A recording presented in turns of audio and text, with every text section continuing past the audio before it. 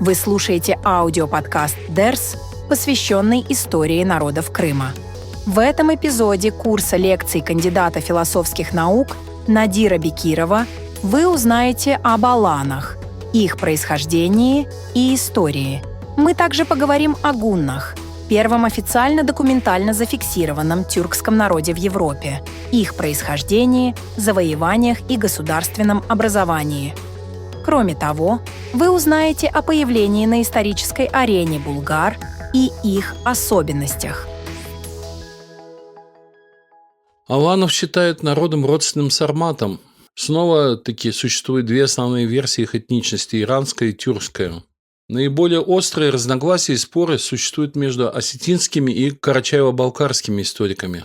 В то же время нужно отметить, что имя Алан встречается едва ли не у всех кавказских народов, в том числе адыгской группы, и даже далеко за пределами Кавказа. Некоторые считают, что сарматы и аланы тотально истребили скифов, в том числе в Крыму. Одновременно существует версия, что они сами были разновидностью скифов, ну и как это могло быть, я уже рассказывал раньше.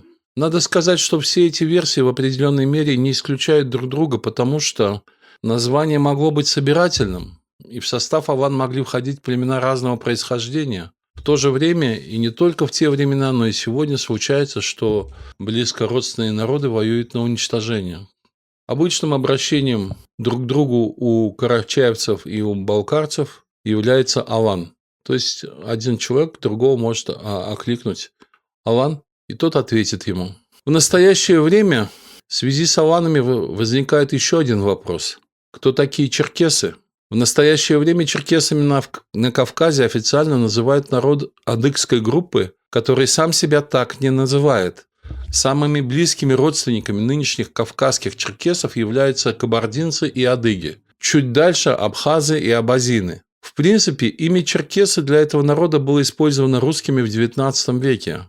В Турции сегодняшней черкесами называют всех выходцев Северного Кавказа, что опять-таки не совсем точно. Однако это не означает, что слово «черкес» не существовало. Это слово известно давно, в том числе и в Крыму, где даже есть исторические селения с таким названием. Одно из наиболее известных – это Черкес-Кермен. Кроме того, в именах и фамилиях крымских татар это слово присутствует: Черкезовы, Черкес-Али и так далее. Специалистам известно, что первое название, обратите внимание, украинских казаков и даже предшественников донских казаков было Черкасы, откуда и название городов Черкасы, Новочеркасск. Само слово старое, если не древнее, и имеет тюркское происхождение. Чери – вооруженный воин. Кисы или в других тюркских языках кши – человек, мужчина. Черекисы – получается вооруженный человек. Подобно тому, как яничари, по-русски искаженный янычар, новые войны, новое войско, новый род войск в Османской империи, пришедший на смену народному ополчению. Среди первоначального днепровского и донского казачества было очень много тюрков, татар, вышедших из повиновения своим мурзам и ханам и перешедших к независимому образу жизни, а также выходцев из разных народов Кавказа. Ну, собственно говоря, это связано с тем, о чем мы еще будем говорить позже, с огромной и страшной эпидемией чумы в XIV веке, когда Черноморская и Кавказская степь в значительной степени обезлюдили. По мере того, как в казачестве собиралось все больше людей славянского корня, для них слово «черкасы» или «черкесы» начинало звучать как множественное число слова «черкес». То есть «черекесы» по-русски или по-славянски воспринималось как множество черкесов. Когда и как произошло замещение слова «черкес» словом «казах», также абсолютно тюркского корня и даже являющегося названием одного из современных тюркских народов, тема отдельного разговора, выходящего за пределы нашего курса. Однако известно, что переселение в Крым представителей кавказских народов, начиная, по крайней мере, с алан, происходило неоднократно.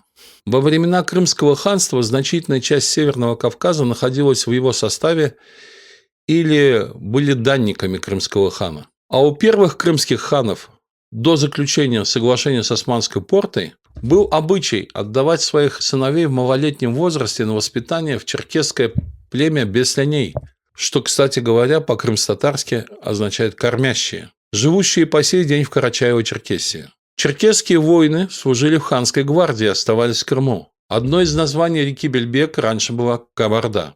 Так или иначе, кстати говоря, в данном случае я говорю о черкесах, как вот именно о бадыгах. Так или иначе, аланы начали вторжение в Крым через Керченский пролив, овладев сначала Пантикопеем.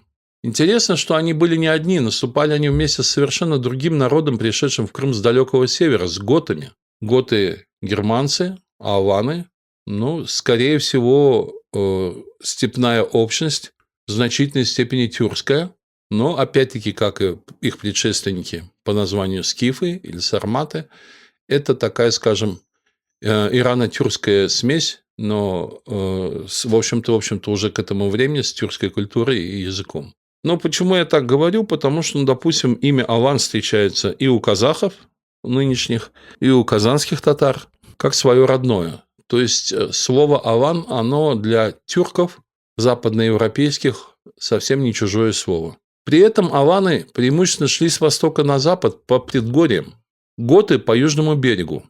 Этому есть свое объяснение. Готы преимущественно пеший народ. Они вряд ли бы справились со скифской конницей. Аланы, как и скифы, были народом всадников, но по сравнению со скифами к этому времени их было многократно больше. Готы – пеший народ, но не забывший своих навыков кораблевождения. Именно из Пантикопея они сделали грабительский набег, да еще не один, на кораблях, которые заставили представить им пантикопейских румеев на Малую Азию и вернулись с богатой добычей. Да и к месту сбора в устье Дуная для похода на запад они прибывали на кораблях.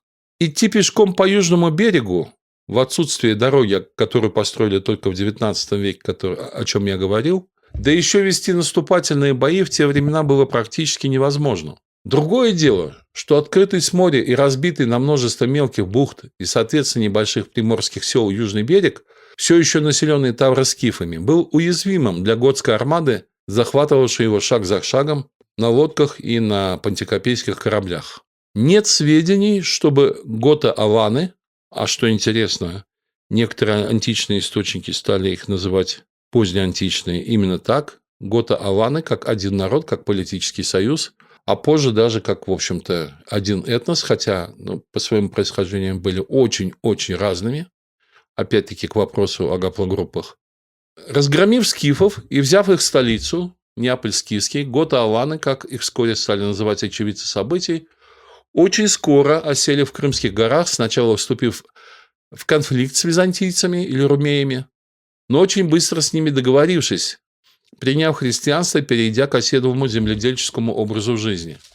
Это касалось преимущественно алан, потому что готы и ранее были земледельческим народом, и на протяжении 2 столетий на правобережье Днепра у них было свое готское царство.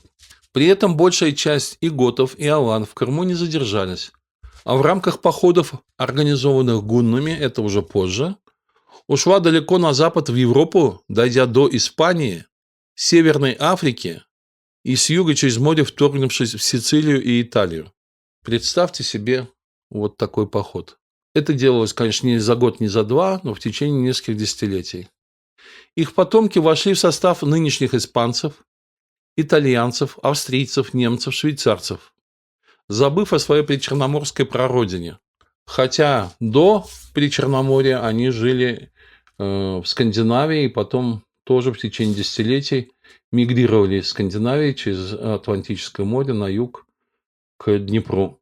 Как всегда, в Крыму могла остаться только небольшая часть, что, по-видимому, и послужило причиной их быстрого замирения с румеями, принятия христианства, что было условием перехода под власть Константинополя, и превращения в подданных Восточной Римской империи румеев, сначала политически, а через сотни лет и этнически. Интересно, что через несколько столетий появившиеся в Крыму сначала венецианцы, а потом генуэзцы, также несли в себе толику готской крови, особенно генуэзцы, доставшиеся им от их предков-варваров, захвативших Италию, север Италии. Однако, встретившись в Крымских горах и на побережье со своими родственниками-готами, они об этом даже и не вспомнили.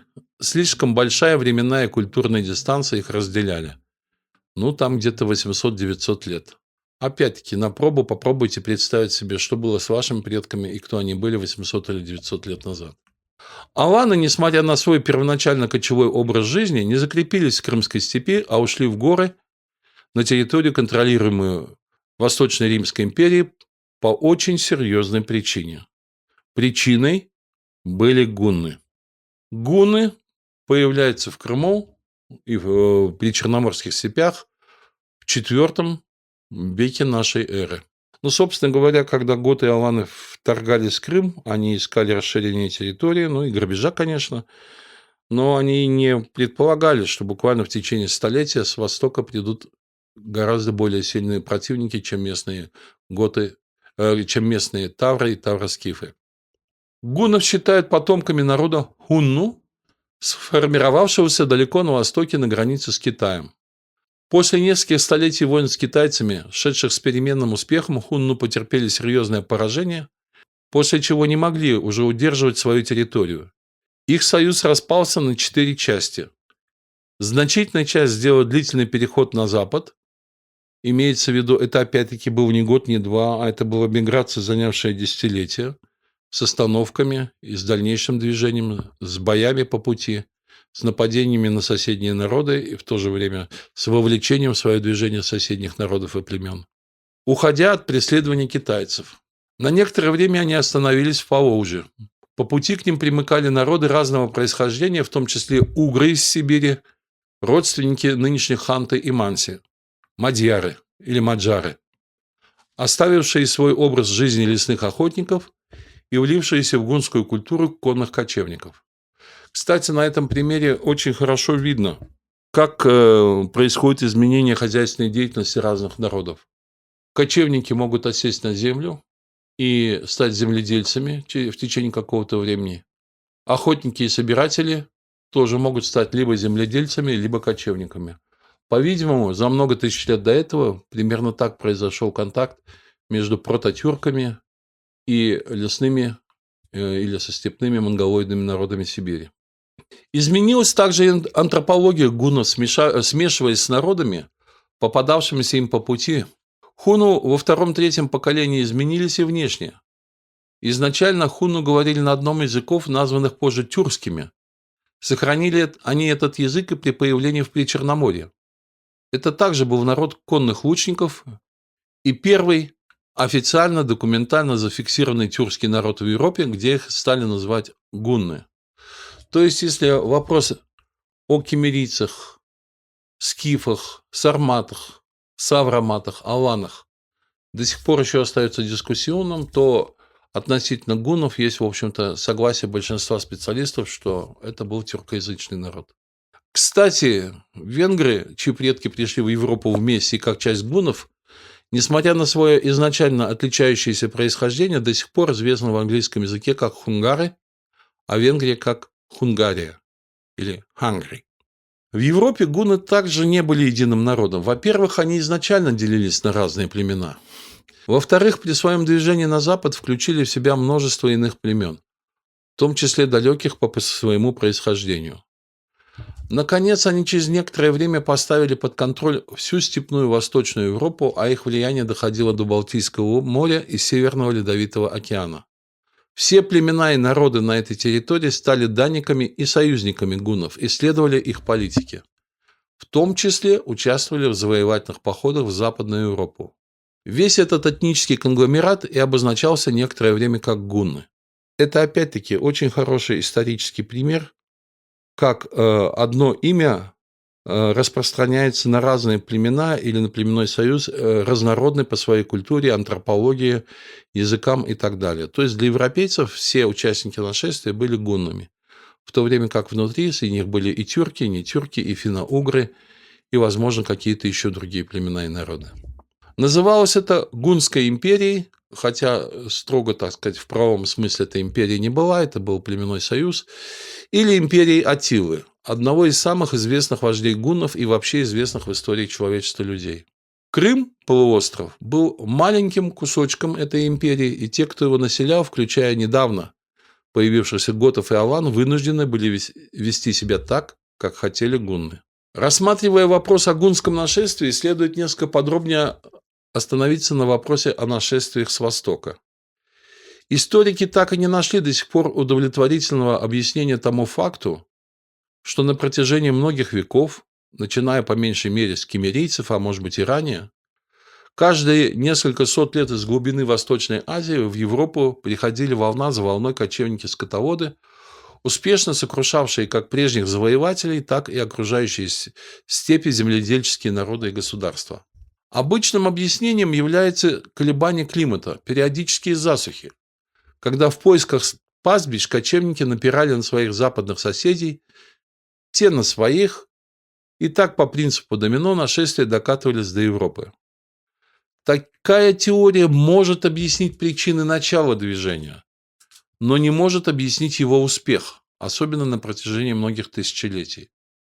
Если просто рационально сопоставить, кто сильнее? Тот, у кого нехватка корма из-за засухи для скота, а соответственно и людей, или тот, у кого этого всего вдоволь, достаточно и сытых лошадей, и люди не ослаблены, и смертность невысокая. Кажется очевидным, что более сильной стороной конфликта должны быть более благополучные народы. Даже если в одном случае, благодаря какому-то стечению обстоятельств, победили пришельцы, то в большинстве случаев тенденция должна быть наоборот. Но реальная история вплоть до XVI века, до начала экспансии московского государства на восток, показывала, что успех был на стороне завоевателей с востока. После последней такой попыткой можно считать завоевательные походы западных монголов, джунгар, предков нынешних калмыков, которые за 100 лет прошли нынешнюю Среднюю Азию и Казахстан, дошли до Волги, переправились на ее правый берег. При этом они вступили в тяжелую войну практически со всеми народами и государствами на своем пути. От китайцев и до башкир, Крымского ханства и горцев Кавказа. В конечном счете они настолько ослабли и уменьшились в количестве, что только переход в российское подданство спас их от полного истребления со стороны нажитых ими недругов. Попытка части калмыков вернуться на старую родину в Джунгарию также закончилась трагически. Джунгария к этому времени оказалась захвачена и освоена китайцами. Вернувшиеся оказались в их полной власти. Эта загадка степной истории еще ждет своего исследования и объяснения, но так или иначе гунны на 100 примерно лет определяли, кто есть кто в Причерноморье. Их нашествие, в отличие от последующих, сыграло роковую роль в истории Европы вообще. Именно их войны и вовлечение в них соседних племен дало начало так называемому великому переселению народов, в результате которого пала и распалась Римская империя Западная. На ее территории, включая Северной Африки, образовалось несколько десятков новых варварских государств, а из населения этих новообразованных государств выросла современная Европа и современные европейские нации. Сами гунны успешно продвинулись до современной Франции, Орлеан, и Северной Италии, но были в конечном счете отброшены войсками Римской империи совместно с союзными им варварами. Откатились на территорию Паннонии, нынешняя Венгрия, а после смерти Аттилы их империя распалась почти что на глазах. На месте Гунской империи образовались новые, меньшие по размерам, но достаточно крупные государства, в том числе на территории Крыма и Причерноморья. И снова, как будто бы ниоткуда возникли новые народы, а имя гунны вроде бы сошло с исторической арены. В самой Западной Европе процесс варварских, в том числе и в первую очередь германских, готских завоеваний набрал силу. Готы поделились на остготов, оставшихся в Крыму, и частично, вернее даже в большей части пошедших в поход на Константинополь, и на вестготов, прошедших через Испанию в Африку и с юга в Италию. Чем дальше они уходили, тем меньше была возможность взять с собой свои семьи. Поэтому готы, шире германцы, как это бывало и раньше, начинали брать себе в жены местных женщин. И эта метисация дала начало современным европейским нациям. Там, где переселение германцев шло вместе со своими женщинами, сохранялся более-менее германский язык. Там, где своих женщин не было, возникали языки, называющиеся сегодня романскими, то есть ставшие продолжением искаженной латыни, языка, на котором говорили в Римской империи. Отсюда же и такое разнообразие внешних типов европейцев. Следствие смешения рас и антропологических типов римского и после римского периода. Несмотря на то, что варвары, атаковавшие Рим, были преимущественно язычниками, в их новых государствах довольно быстрое распространение получило христианство. Феномен очень интересный, но требующий отдельного изучения. Собственно, античная религия, вместе с ней наука, философия и многое прочее были забыты на века. В определенной степени сохранилась бытовая культура, да и то в очень ограниченном виде. Достижения архитектуры, инженерии, искусства, наук о природе античного времени оказались утеряны, а новые появились едва ли не через 1000 лет. Таким образом, хотя европейцы часто говорят о том, что они являются преемниками античной культуры, в действительности современная Европа появилась скорее как результат разрушения античной культуры и создания новой, первоначально менее сложной и основанной совсем на других принципах и ценностях варварской культуры с первоначально очень незначительными вкраплениями и заимствованиями из антики. После падения государства царских скифов в Степном Крыму, как и в причерноморских степях, долговременные государственные образования какое-то время отсутствовали. Центр принятия решений вышел за пределы Крыма, находился в кочевой ставке гуннов. Что-нибудь определенное о составе населения сказать трудно, кроме предположения, что те, кто покорился гуннам, имели лучшие шансы выжить и сохранить место своего обитания, чем те, кто оказывали сопротивление. Хотя гунны довольно успешно продвинулись на Балканах и даже поставили несколько ультиматумов румейским императорам, до Константинополя, так же как позже до Рима, они не дошли. Есть интересная легенда, что Папа Римский встречался с Аттилой и убедил того не разорять Рим. Есть даже версия, что он убедил Аттилу, что римляне, как и гунны, тенгрианцы, продемонстрировав ему крест, который был также символом верховного бога тюрков Тенгри или Тангры. Перемещение и перемешивание племен в причерноморских степях в связи с гунской экспансией происходило интенсивно. Но сквозь Крымские горы гунны не прошли. Скорее всего, просто не пошли, не видели в этом особой нужды. Именно этот фактор, возможно, и послужил быстрому переходу местных остготов под власть Константинополя. Почти через 700 лет после этих событий западные половцы, проигравшие войну татарам, искали и нашли убежище у венгерского короля Беллы. Так вот, в венгерском языке их называли, внимание, куны. Они расселились в нескольких областях Венгрии и прожили как особая община еще около 400 лет. Лишь к XVII веку куны этнически и языково ассимилировались среди венгров. Ну вот вам, пожалуйста, гуны и куны. Если говорить о культуре гуннов, то следует начать с имени их легендарного вождя.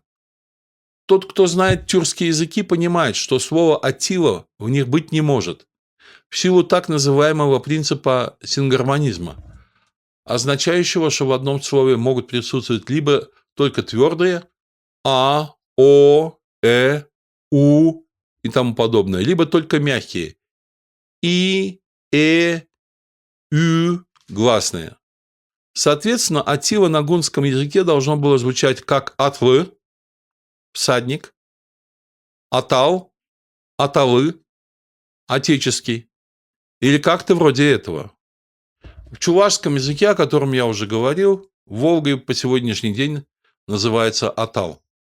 Как видим, хотя гуннов описывают как выраженных монголоидов, почему их внешность вызвала отвращение у римлян, но на примере Аттилы и некоторых других описаний, да и их потомков, это не настолько уж очевидно. Скорее, это продолжение типа киммерийцев или скифов с некоторой присущей также им азиатскостью и монголоидностью, потому что гунны или их предки хуну долгое время граничили с Китаем и с сибирскими и восточно-сибирскими народами. Кстати, наличие выраженной бороды на портрете Аттилы и усов также говорит о не совсем монголоидности Аттилы, потому что одним из антропологических признаков монголоидности является очень плохое развитие бороды. Несколько столетий постоянной войны и постоянной смены места жительства, через что прошли гунны, разумеется, ограничивали их возможности сохранения культурных, в том числе ремесленных традиций. Однако дошедшие до нас изделия показывают, что умения гуннов не ограничивались скачкой на конях, а военные успехи не объяснялись только удачей и первобытной храбростью. Античные писатели, впервые столкнувшиеся с гуннами, считают, что те вообще не спешиваются, практически всю жизнь проводят в седле. Для передовых отрядов это вполне объяснимо. Но в Паннонии гунны уже стали возводить дома и даже дворцы, строить пока деревянные, но города. Неожиданная смерть Аттилы во время первой брачной ночи с одной из бургундских принцесс повлекла кризис управления и быстрый распад державы. Это вполне логично. Союз очень разных племен, собравшихся ради завоевания и грабежа римских провинций, не мог быть прочным. Исчезновение центральной власти породило распад на образования, связанные между собой более устойчивыми, чем участие в военном походе интересами. Пока народы степи определяли эти интересы и свои возможные границы, новое государство появилось при Черноморье, в том числе и в Крыму. И было это Булгарское царство или Великая Булгария, это все по-русски, или Булгар-Хаганате. Основали его булгары. Булгары или болгары. 8 и 9 века нашей эры в Причерноморье. В последующем, большей частью, но не все, они ушли за пределы Крыма и Причерноморья. Этническое имя булгар или болгар хорошо ложится в один ряд с именами других предшествовавших и последовавших за ними народов. Кюмер, Кимер, Авар, Хазар, Хунгар. Это тюркский, по общему признанию, народ. Некоторые считают, что его прародина – Южная Сибирь.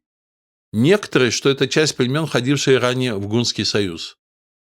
В некоторых тюркских языках, например, в крымско-татарском, глагол «булгамак» означает смешивать что-то с чем-то, например, молоко с водой. В такой интерпретации слово «булгар» означает «смешанный народ». Булгу, булгу, булгы, смесь. Ар, эр, ир, мужчина, человек. Булгы, ар. Повторите 2 раза вслух, и получится булгар. Это вполне соответствует обстоятельствам появления их на исторической арене. Причем их разное по корням происхождение не было тайной для них самих, поскольку булгар – это их самоназвание – смешанный народ.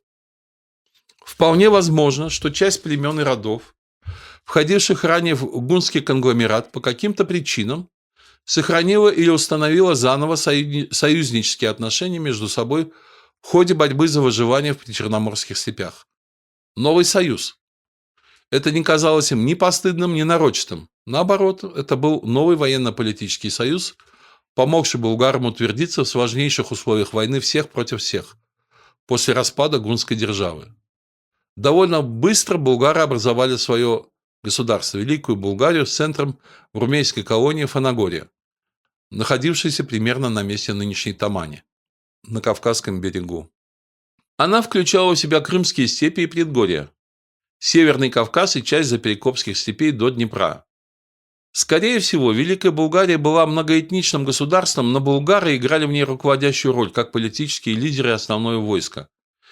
Известно, что булгары делились на племена утигуров и кутигуров, что опять-таки не совсем понятно, точно ли это воспроизведение в античных источниках или какая-то деформация.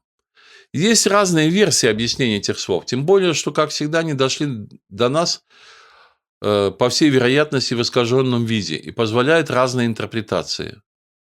Язык булгар был тюркский, во главе народа стоял хан. У булгар была классическая кочевническая культура, следы их пребывания встречаются на территории степной части Украины и Южной России.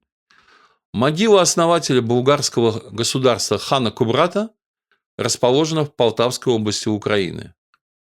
Вместе с тем, судя по всему, булгары уже в тот период практиковали земледелие, прежде всего посадки проса. По религии булгары были тенгрианцами, то есть поклонялись божественному небу, Современный болгарский язык сохранил это имя в форме танра. На восточной границе булгары довольно быстро вошли в конкуренцию и борьбу с хазарами, другим тюркским народом, появившимся после распада Гунского союза.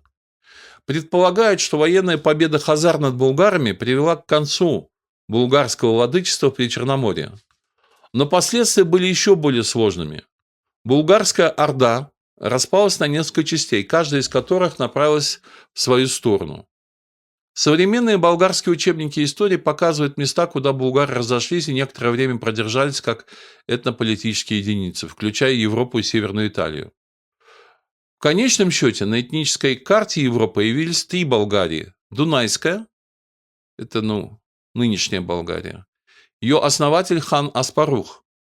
И хотя болгары считают себя славянским православным народом, но все современные болгары балканские, они все знают, что основателем их государства был именно хан Аспарух, расположившийся на бывших византийских территориях на Балканах. Через несколько столетий болгары, бывшие в меньшинстве, смешались и ассимилировались с активно прибывавшими туда славянскими племенами. Эта смесь дала начало нынешним славяноязычным болгарам, принявшим румейское христианство и ставшим частью после римской Европы. Другая значительная часть ушла в Среднее Поволжье, на границу леса и степи, основав так называемую Волжскую Булгарию. Кстати, слово «Волга» происходит от слова «болгар» или «болгар», просуществовавшую вплоть до татарского нашествия. Волжская Болгария известна тем, что она первой в Европе добровольно приняла ислам гораздо раньше, чем в Крыму или на Кавказе.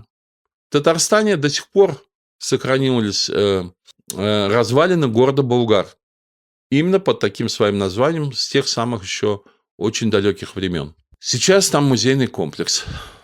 Кроме того, именно волжские булгары разгромили первую волну татарского войска под командованием Субэдая. И второй поход Бату начал с тщательно подготовленного нападения на Волжскую Болгарию. Лишь после ее разгрома он двинулся на Русь и европейские государства. В настоящее время 2 народа Поволжья претендуют на этногенетическое и культурное наследие Волжской Болгарии – татары и чуваши. И у тех, и у других есть свои аргументы. Но поскольку мы говорим о Крыме, то сейчас я в это вдаваться не буду. Третья ветвь булгар осела в части Кавказских гор и известна сейчас как балкарцы. В письменных источниках зафиксировано, что часть булгар осталась в Крыму где-то в горных местностях. Ценой была утрата суверенитета и вхождение в хазарский каганат.